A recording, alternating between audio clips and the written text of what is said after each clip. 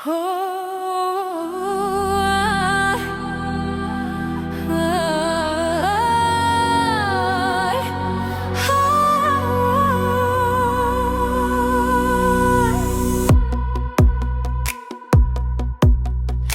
любимой мові родна і наскай. Ах, які я слово, калі ласка, як звенять яни сердечною струною, праз усё життя йдуть со мною. Трапіць гостю будзеняці у свята, калі ласка у хату, не поспелі сесці при сустрэчы, як пательня засквірчэла ў печы, ды і чарка бліснула дарэчы.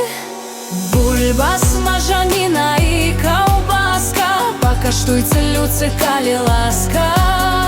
Хлопец скажа дарагой дзяўчыне, калі ласка.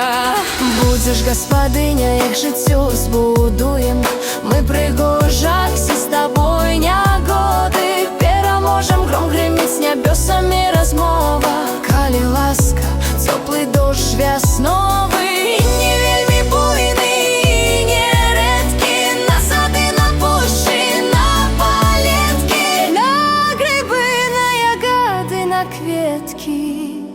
Калі ласка, наш зварот бясконцы, мы гаворым ранішняму сонцу.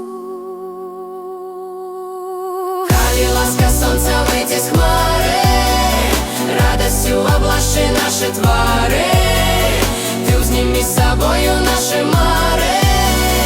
Калі ласка.